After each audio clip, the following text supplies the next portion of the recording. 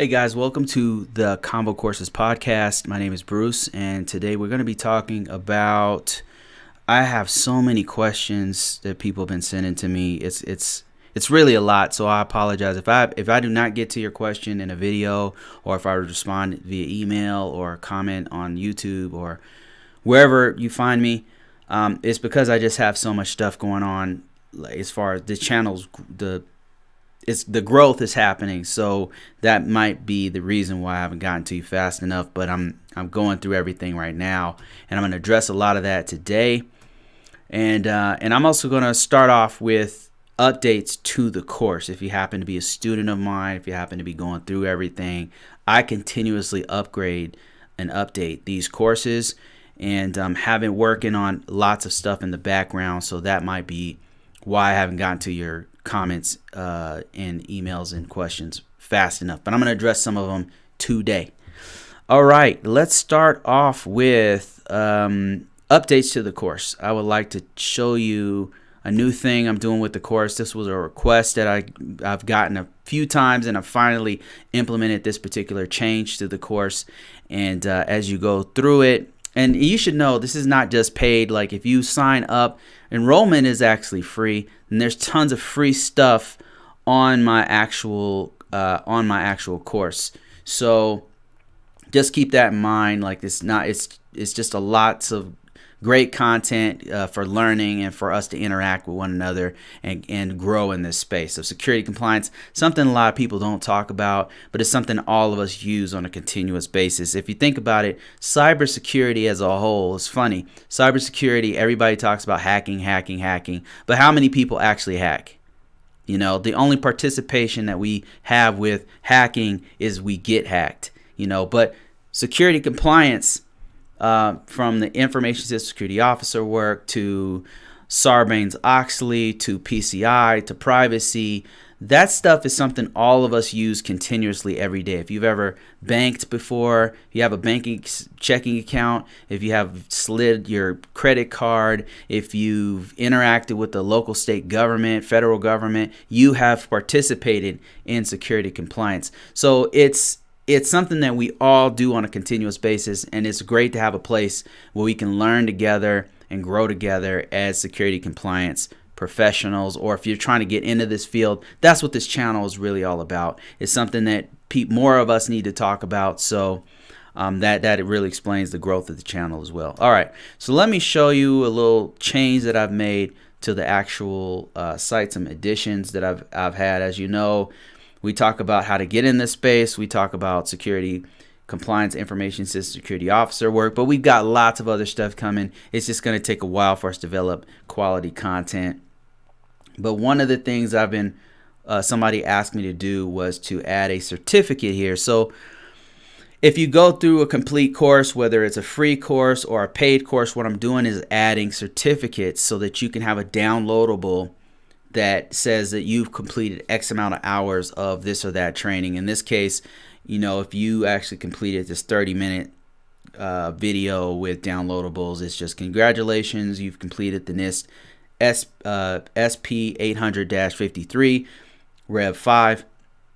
And the reason why you would want one of these, and it looks like this, let me just show you what it looks like. The reason why people would want one of these is that especially if you have a certification already, if you have any kind of IT certification from CompTIA, Security Plus, or if you have an ISC2 CISSP, or if you have a CAP, or if you have whatever course, normally they have something called CEUs, Continuous Education Units, or CPEs, Continuous Professional Units. They have this thing where you're supposed to learn continuously. Like when you get a certification from an IT certification in particular, or IT security certification, normally to maintain it, you have to do a certain number of hours, whether it's going back to school or reading a book on IT or new security stuff, or if you're taking a course like you do here with me, it could be a free, and they don't specify, well, was this a free course, or did you buy that book? Or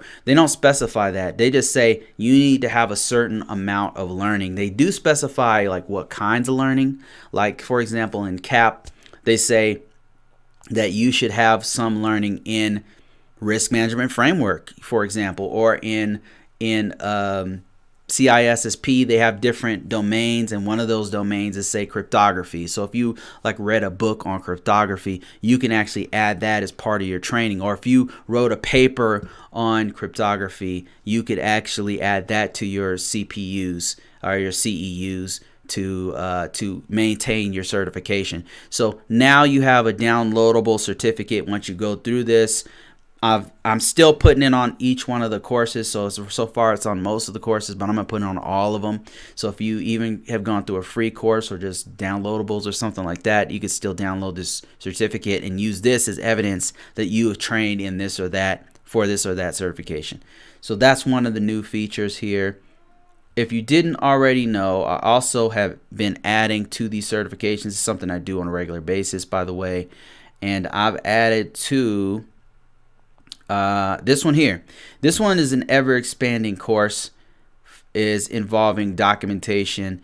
It's already at 10 hours, by the way. Like it's already very cheap. Like I'm debating just go ahead and upgrading it. So if you haven't already, just go ahead and purchase it now, because this one's going to go up in price. This is 10 hours already, and I'm going to add. I've only added 1, 2, 3, 4 families of controls. I'm going to go through all the controls. Now, I think going forward, I'm not going to add as much as I've done on each control. Like, this is really exhaustive. I mean, it's just each one of the controls, I'm breaking them down. And anyway, so this is one of the things I've added to this particular course. I'm talking about configuration management, and specifically I'm talking about how an information system security officer what their participation is in the configuration management portion of this particular course. Another thing I should add is that many of the other security compliance frameworks have some version of configuration management, and this should help any of the other frameworks, because they're all very similar in that they follow the configuration lifecycle. They have something called Continuous, a configuration advisory board. There's a certain process that is used among many of the frameworks, the security compliance frameworks, and that also goes for training, continuous training in an organization, and the AC family of controls. There's a certain, whether you go to the ISO 27001, or if you go to PCI, or if you go to HIPAA, or if you go whatever framework and whatever regulation you want to talk about, they all have these basic standards. So if you were to actually go through this course, it will give you a very solid understanding of what kinds of things these organizations are looking for when they're doing security compliance. That said, one of these days I would very much like to do a completely separate course that dives into ISO 27001, PCI, and all the other standards. I just have this, I'm a one-man show right now, so I just have to have the time to actually do this, or link up with some other professionals out there in the field, and which I'm actually doing in the back end of this thing, but I would like to expand it and to have other security compliance training on here. So that is that. Now I have a bunch of questions I would like to answer here. Let me see here, just so I'm not ignoring people. I would like to be interactive as possible. If you happen to be watching me live here, you can actually ask me any kind of questions, and I'll see if I can cover it. But in the meantime, let me go through some of the other questions that I have here and switch it. Okay, here we go. Let me just read this question somebody sent to me. It says, "Hi Bruce, I hope all is well. I bought and finished the learning one of your courses this afternoon. I've fallen in love with your great works, man. Thanks a lot. I'm getting so much positivity. It's really cool when I get this kind of feedback. I really enjoy it. I really like it. That means I'm going in the right direction. And if you like this stuff, if you've already signed up, there's lots more coming. There's just so much more."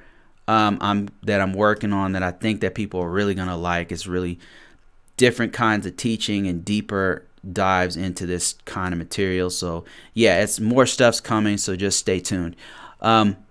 Anyway, they go on to say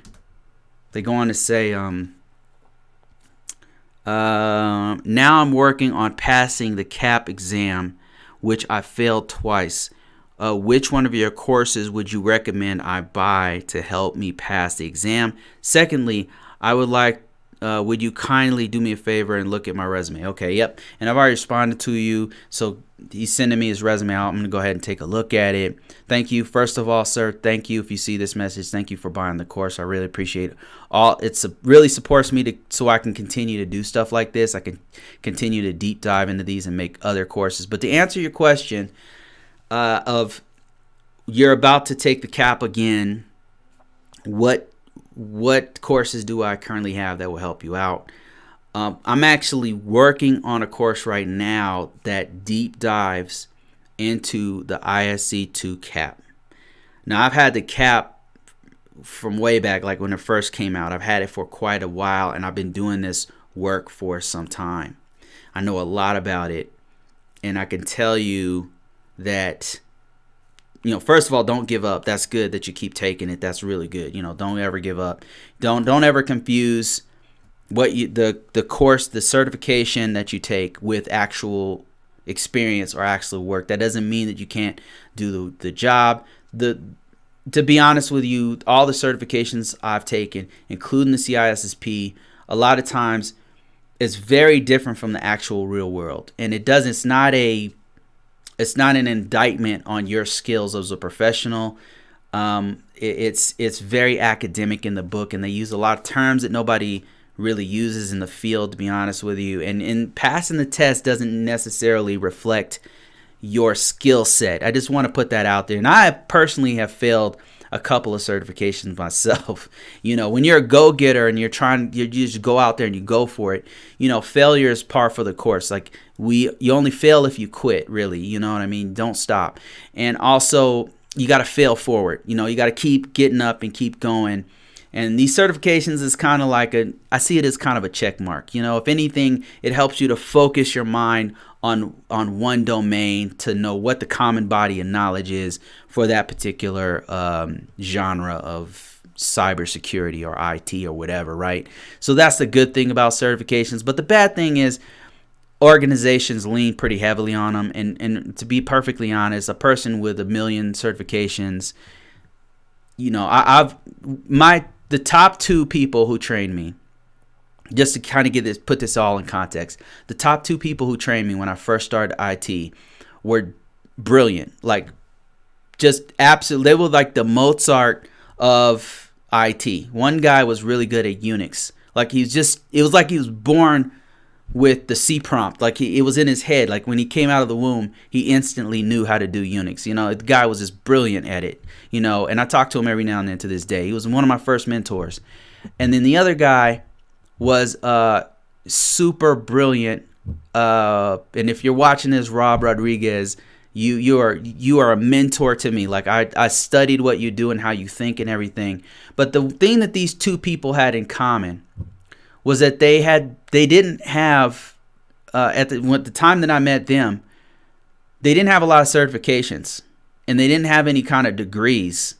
I mean, I'm being completely serious. When I met them, I'm sure by now they have master's degrees and all kinds of certifications or anything. These guys had no degrees or certifications, and they were the most brilliant people in every meeting. And what I'm trying to say is, a certification doesn't mean that you know what you're talking about. You know what I mean? So I met people with double E degrees, 2 or 3 double E degrees, and a PhD and several certifications, and they can't hold a flame to people who are just freshly out of high school, because this high school guy is brilliant. So you can't confuse the certifications with the actual skill set and the actual talent. So don't think just because you fail these certifications that and I'm so glad that you're still going. Okay, getting back on your question. So the question was, do I have anything right now to address this? And I can show you what I have, but the stuff I have is not focused on a certification as of right now. So let me show you what ones could potentially help you out if you are going for a CAP. So this one right here, this ISO, the risk management framework ISO, it focuses on the documentation piece of how to do it. It's not really necessarily for passing the ISC2 CAP, but it does address some of it. Like the very beginning of it talks about the federal laws and how that maps to the FIPS stuff, and then how that maps it to an organization. So you will see that kind of stuff on the test, but it mostly 95% of it is focused on how you actually write and interpret security controls, which is not on that stuff's not on the test. But that little 5% there, that will be on the test. Let me show you some other stuff here that is probably a better fit for you if you're taking the test. Information security foundations.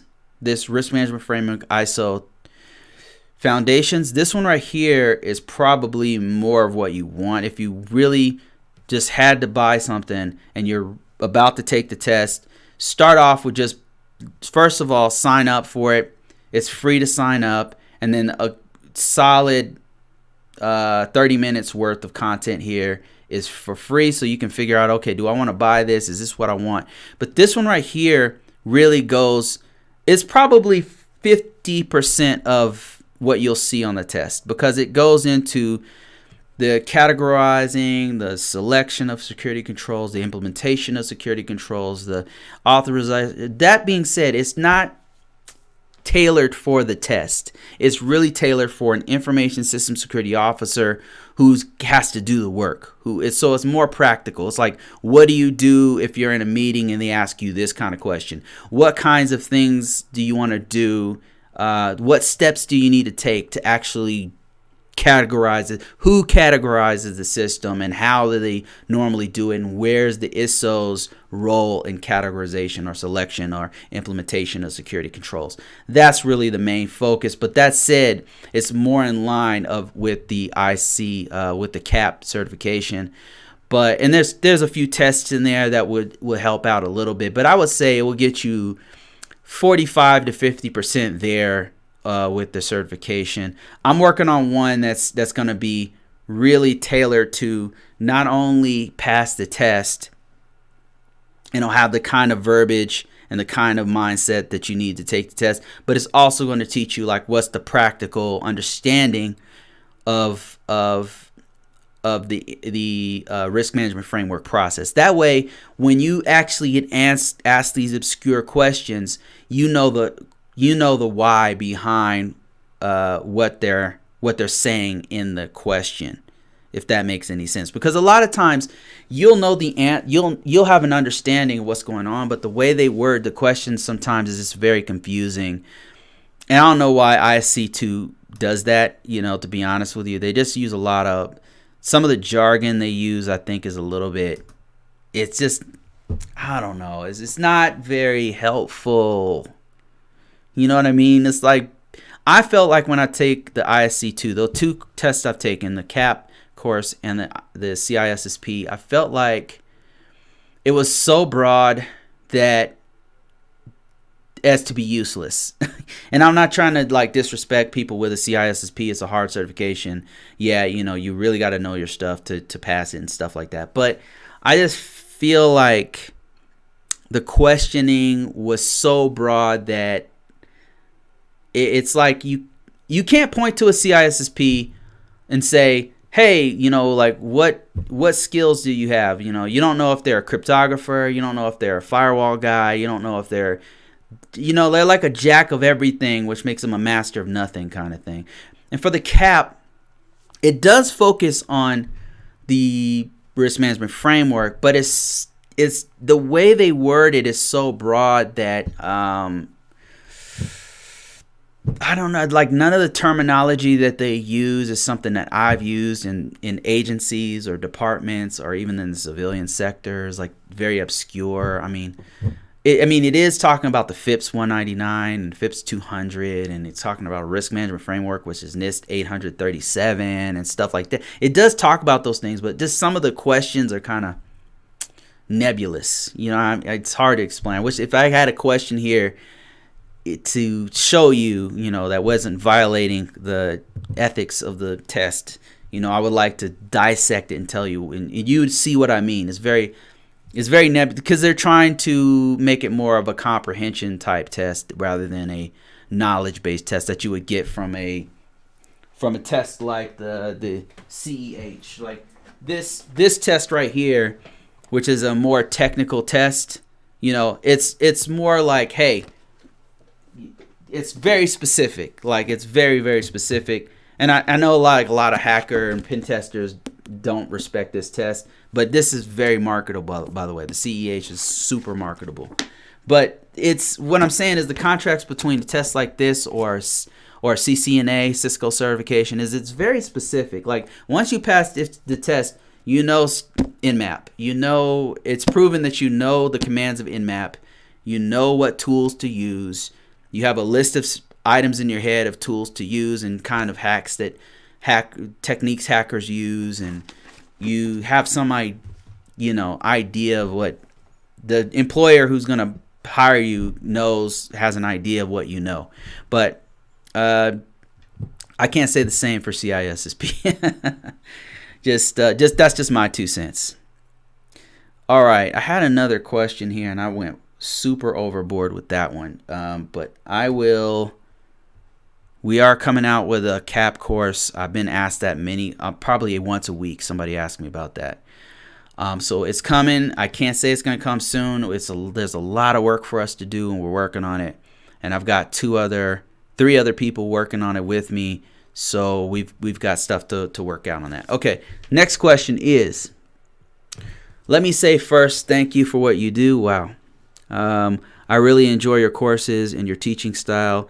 You have really been a big help for me to learn the risk management framework process. I wish you much success in continuing to bring forth this needed information. Awesome. Thank you so much. Appreciate the compliments. That means I'm going in the right direction, I hope. I can tell you that there's not a lot of quality in-depth information on risk management framework out there. So please keep doing your best to bring this content forward if possible. Yes, I intend to. I am interested in investing in 2 of your courses, Risk Management Framework Foundations and Security Control Documentation. I wanted to ask if you cover the process procedure on developing the SLCM, that's continuous monitoring, that's system level continuous monitoring strategy. In any case, in any of those courses, yes, I do. And I'm going to show you. I'll show you what I'm talking about. And it goes on to say, I have been assigned the task on my job, and it's something I have never done before in my brief time in risk management framework. So I'm looking for any information on the process and steps applicable to documentation needed to support the strategy plan. Okay. I would appreciate it if you would let me know if this specific area is addressed in any of your courses. Yes. Okay. Now I've already responded to Mr. Andre, but I would like to just show, because I know this may be a question that other people are going to ask. So what I'll do is let me just switch over so you can see what I'm seeing here, and show you exactly where I cover this and how much of it I cover. Okay, first of all, the one that it's in is the Risk Management Framework ISSO course that we discussed earlier, and it is part of this whole process. And where I talk about it, if you go down, it's actually one of the actual phases and one of the steps that you do in Risk Management Framework, so I have to cover it. Is monitor right here, this one right here, and it can show you the content of where I cover this information.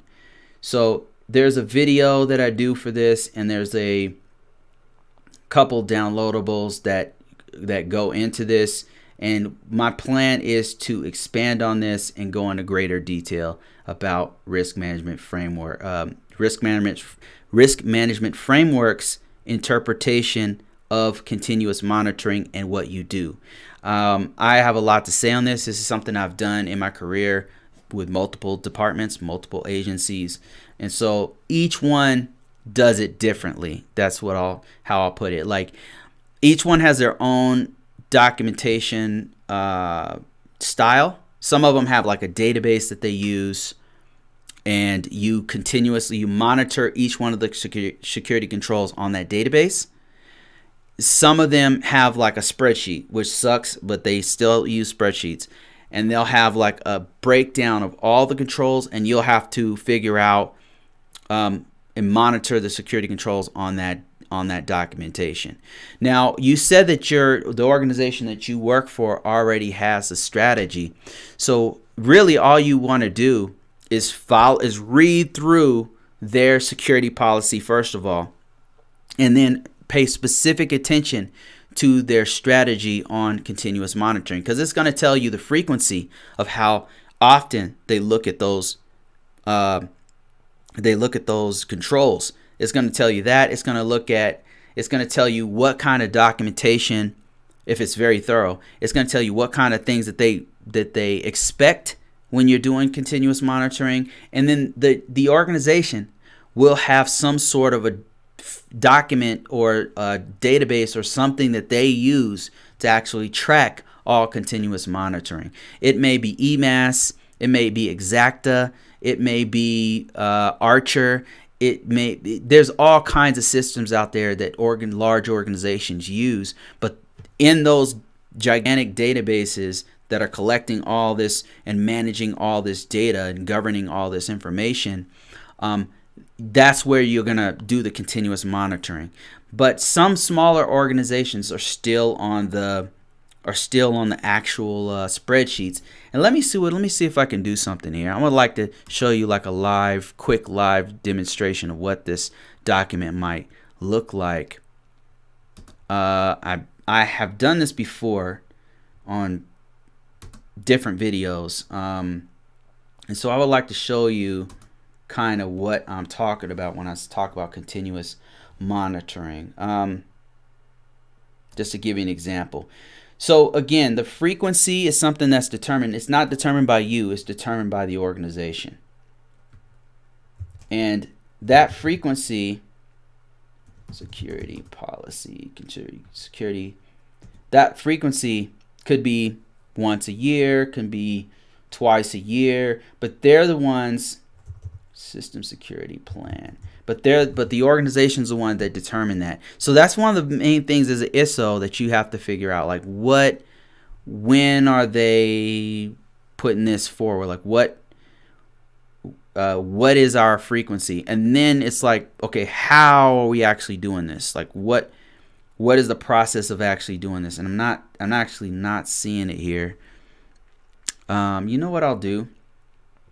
I think what I'll do is just go ahead and do a complete separate video on continuous monitoring. I think that's what I'll do, and I'll expand on my actual course on continuous monitoring. I have it, it's just not on this drive, I think, because I think that I really need to go in more detail on that. So that's my promise to you. I'm going to go ahead and do that, because I do not right now on this system have it, but I do have it somewhere.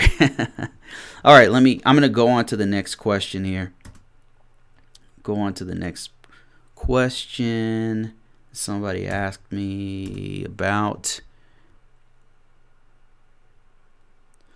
Okay. All right, this one says, and this is the first time I'm seeing this one.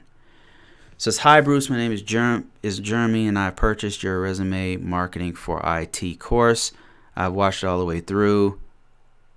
My question is, how do you list technical experience that doesn't come from an accredited college? Please imagine if you taught a person a series of classes to teach people cybersecurity governance, risk management framework, what we're talking about here.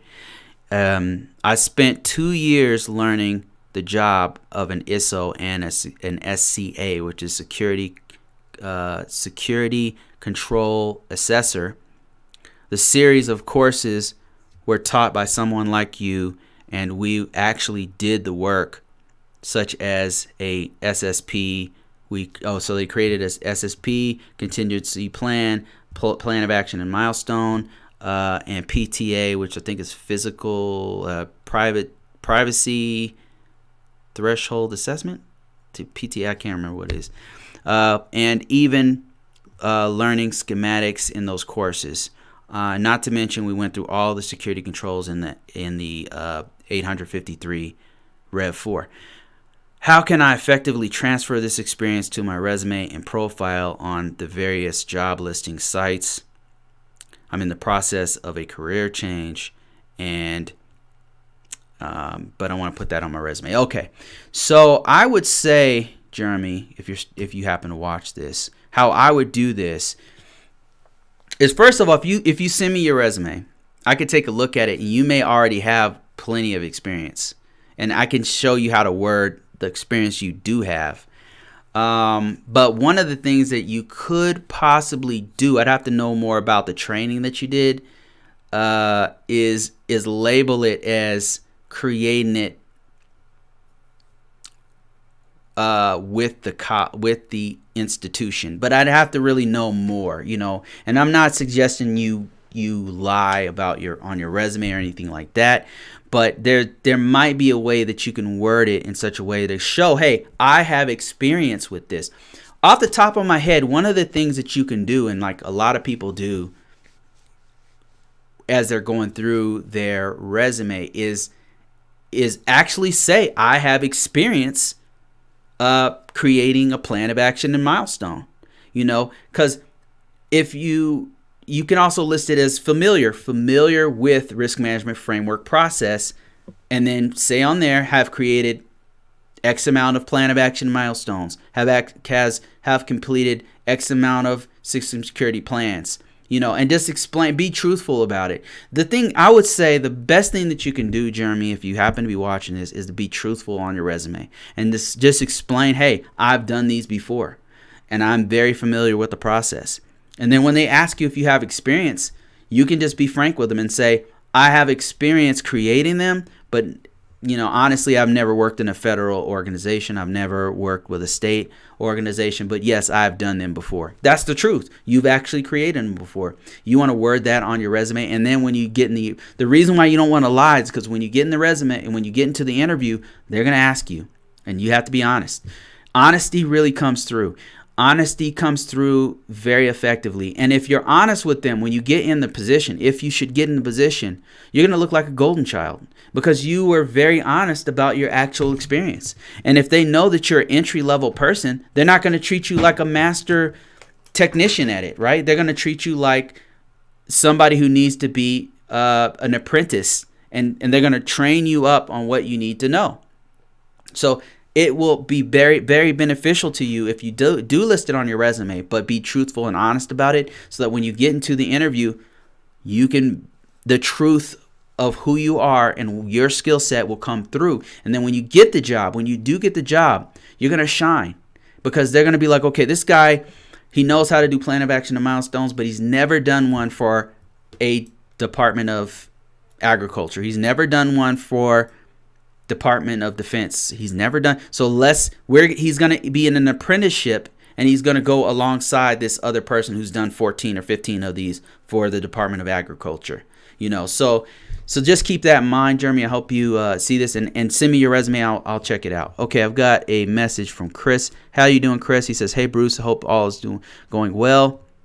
Hope you're doing well. I also like to go on the record having stated how valuable the courses are. Man, thanks a lot. Appreciate that. He says, I know you have stated multiple times that the ISSO role is to work with the SME, yes, and not to be the regulation interpreter as well as the control implementer. Having said that, sometimes we find ourselves in multiple role positions.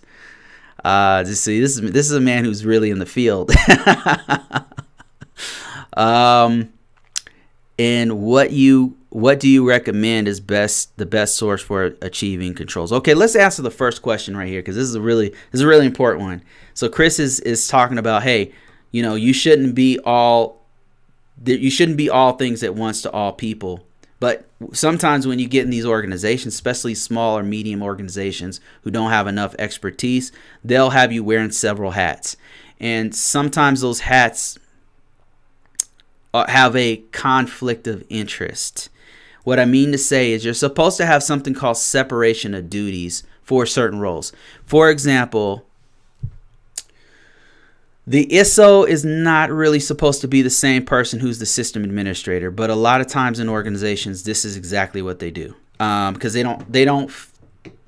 do what they can with what they have, and all that means is that at some point, the organization, some auditor, some assessor somewhere, when they come to your organization, they're going to see that, and it's just a matter of time before they mark that down as, hey, you need to have separation of duties.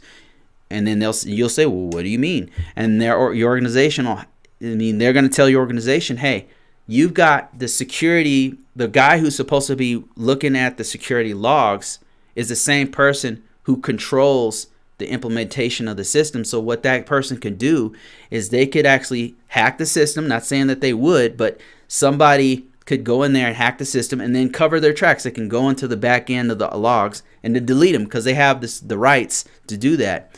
So if you get yourself in that situation, if you happen to be in an organization that has dual-hatted and you're doing the system security administration for that server or that system, and you're the person monitoring the logs and making sure the logs have, proper protection, one thing you can do, and one thing your organization can do, and I've seen done before, a common practice, best security practice, is to separate the accounts.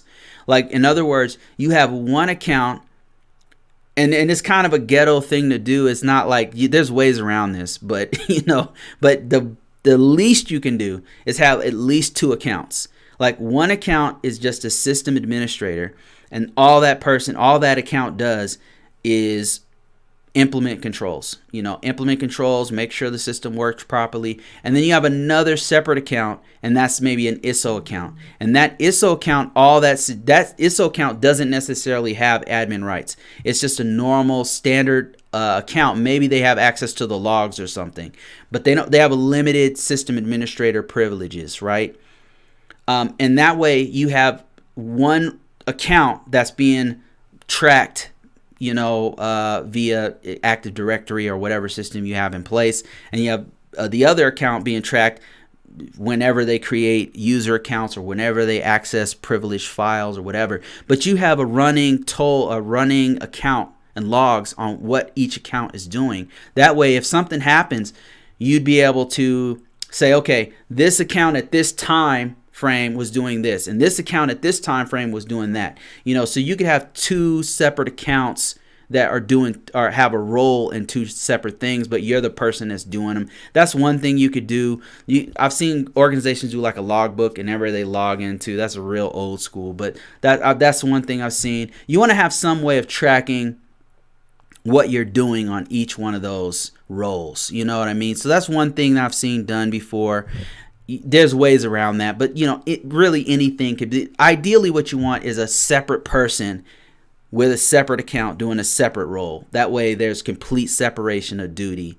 And another thing you could do is if you know that there's no separation of duty for these two roles that have a conflict of interest, you could just annotate it and say, we know, our organization knows that this is a conflict of, we have a lack of separation of duties, but we have a plan of action going forward to fix this once we hire this person, once we create this role. That's just a couple things that you can do for separation of duties that I've seen done in the past. Okay, now Chris goes on to say, what do you recommend as the best resources for achieving the controls?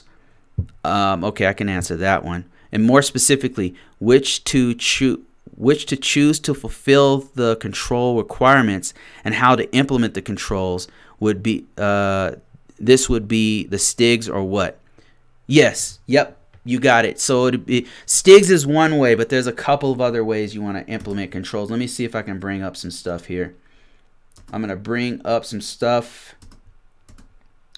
that we can look at together. NIST 800 53, no, NIST, actually, you want to know how to implement the controls. So we're just going to go to NIST. We're going to go to the STIGs. Let's just go to the STIGs. Stop messing around with this. Go to the STIGs, and let me show you my screen real quick of one of the places that you could use to implement controls. Excuse me, and actually this guide right here is a manual version, but they have STIGs that are you have an automated version of this, and I don't have access. If you are on a Department of Defense system and you have access to the really Department of Homeland Security might have access, certain agencies might have access, and the Department of Defense has access. But let me show you what I'm talking about here. DISA.mil STIGs. Because DISA has a really good suite of tools for this. So you know what? Here's what I'm gonna do. Let me just show you this real quick so I don't get too sidetracked here. So first of all, this STIG covers every aspect of security on every kind of new system that they're using. Is on here, is on this list, right? So I mean, let me just kind of scroll through and just randomly choose something like this.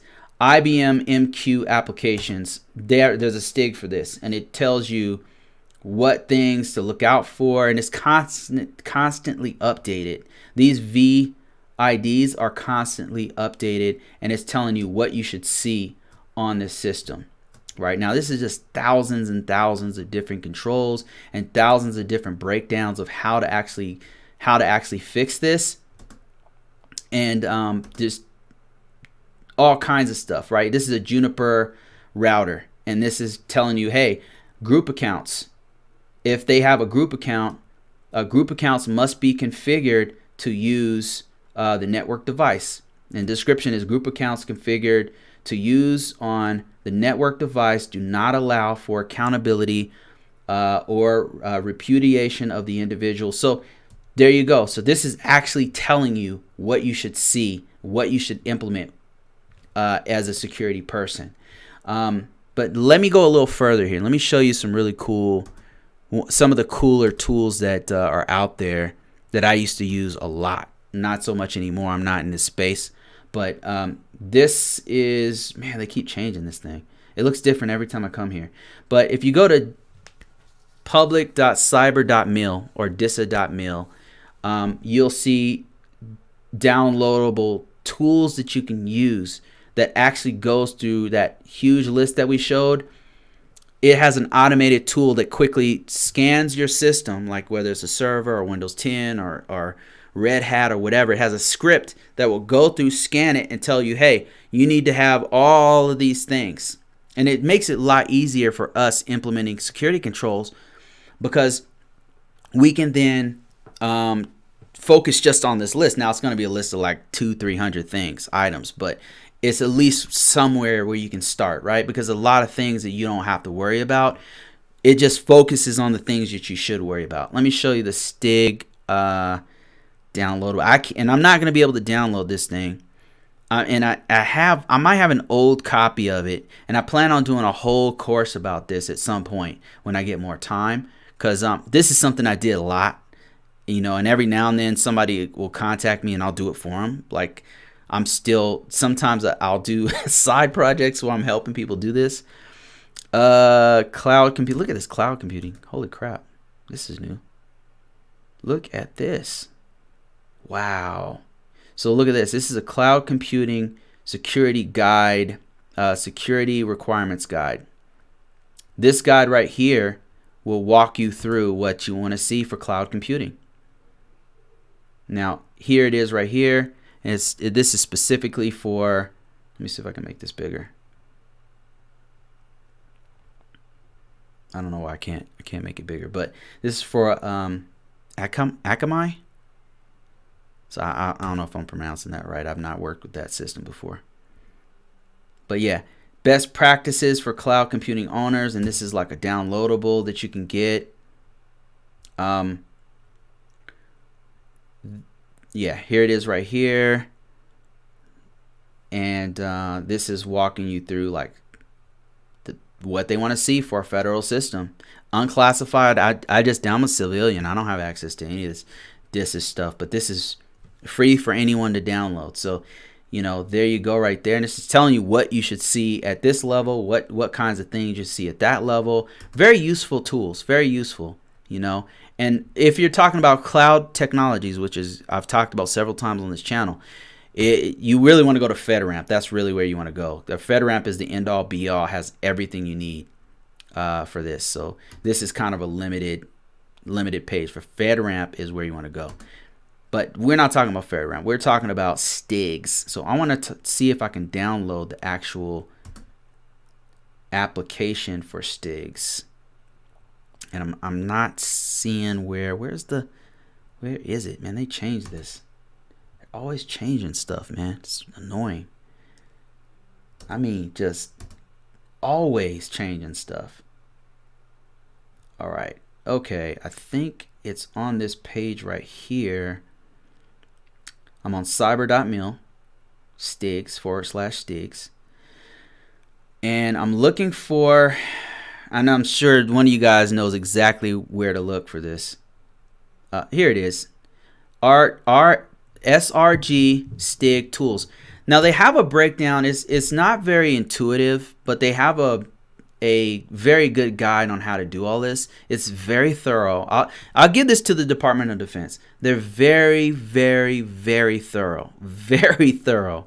So it walks you through how to download it, how to use it, what you should see, everything. And as you can see, they have one for Linux, for Mac, for Win 64. They phased out 32, I think, Windows 32 a long time ago. But yeah, here it is right here. And there's an actual software that let me see if I can download it.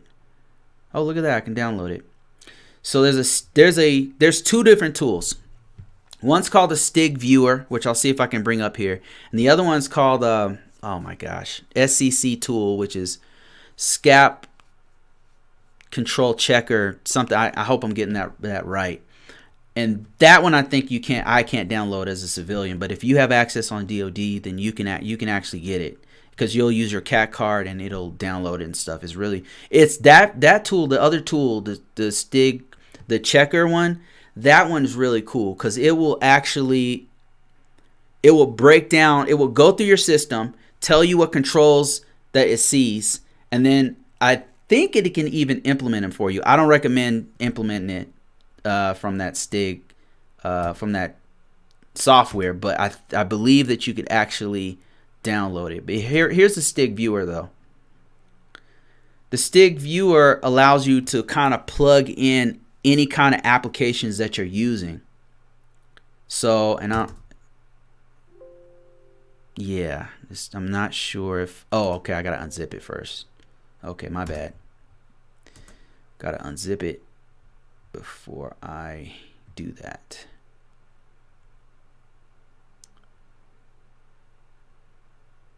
It's probably dangerous for me to do this live, to be honest with you. There it is right there. This is the STIG Viewer right here, and just first step, go to disa.mil, find the STIG site. Now they call it cyber.mil /STIGs. Go there, download the STIG Viewer. The STIG Viewer is going to be like a checklist, right? It's a manual process where you will upload, let's say you're looking at Office 2016 or whatever, right? You would get Office 2016 and upload it into this STIG Viewer. It will tell you everything it wants you that you should be looking at, right? It'll be like 100, 200 items. But right off the bat, you'll be able to eliminate some things. Like you'll be like, okay, well, yes, we have Office, but we don't use Word or whatever, right? And you can just eliminate those controls. Or we use Office, but we don't use Visio or something, and that will eliminate some of those controls. And you will go through and you'll check off, and then it'll also tell you what categorization of and this is really useful.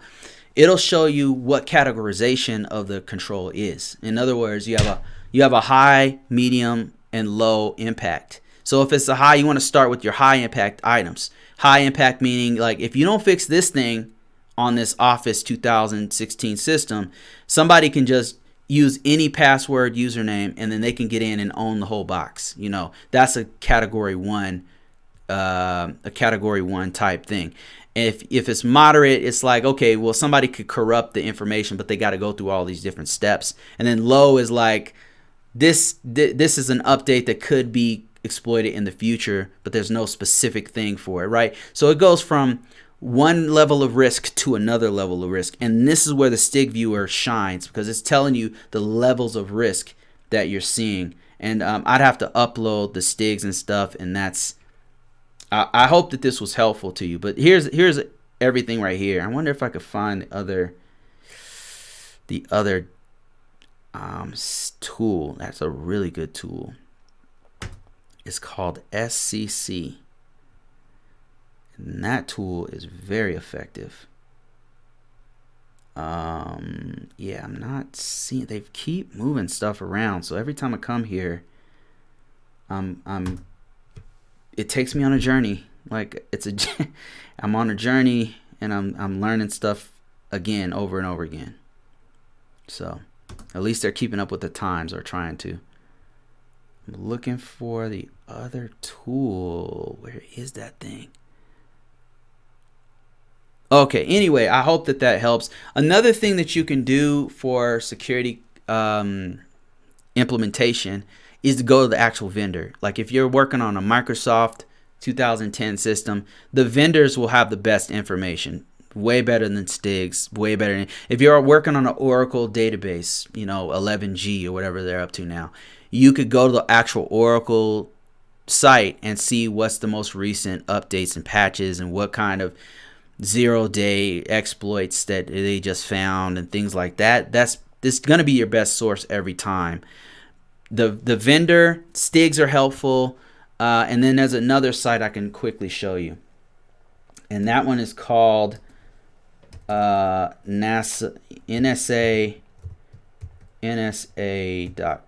Has a really good manuals. Now, as soon as I go on the site, they're going to be monitoring my IP. I don't care. They already know everything about me anyway. So,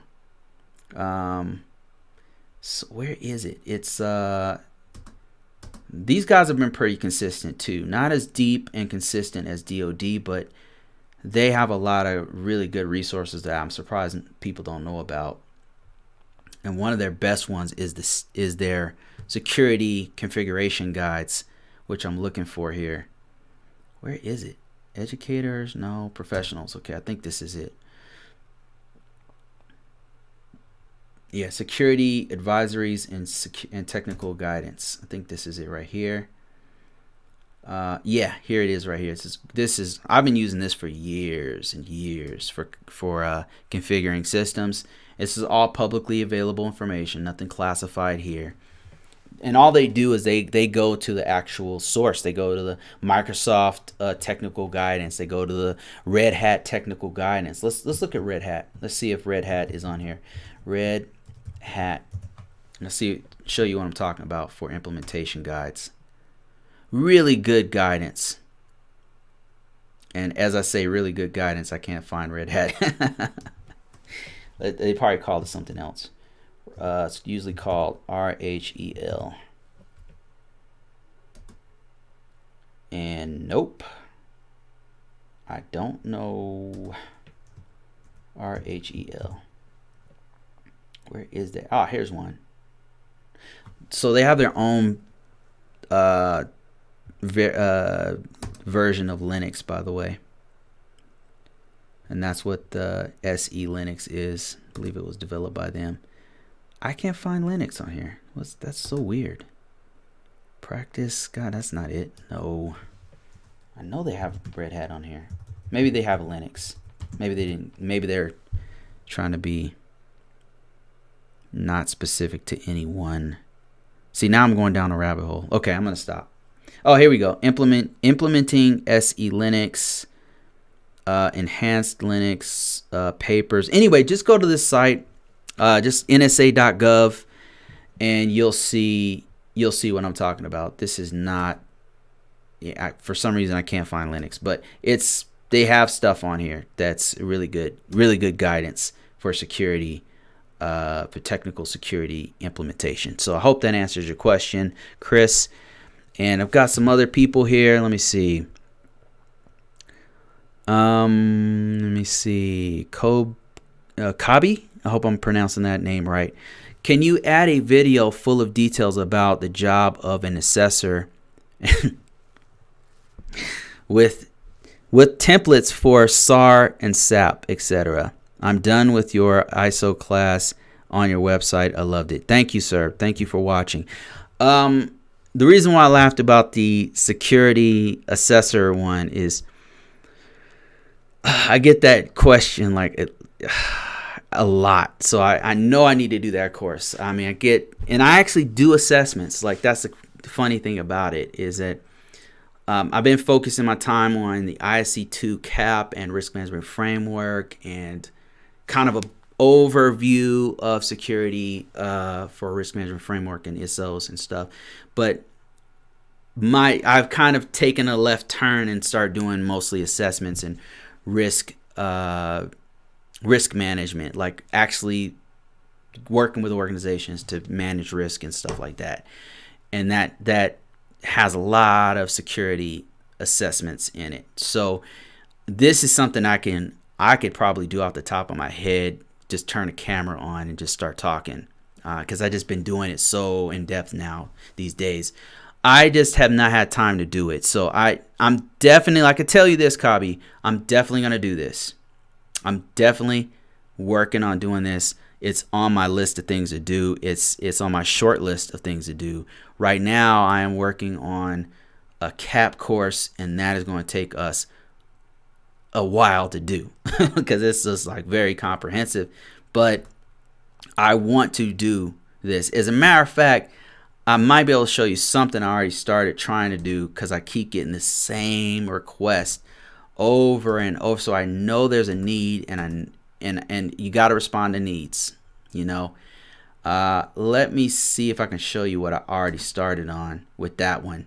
Kind of like every now and then I'll just do a side project and start messing with it, and to figure out how I want to break it out and what I want to do and stuff like that. Because I would like to do like an initial free course, and then kind of like I've done in the past, I'll do like a free course, kind of like to put the line out there, you know, see if I get any hits, see if anybody is like interested in it, and then figure out if I want to do it.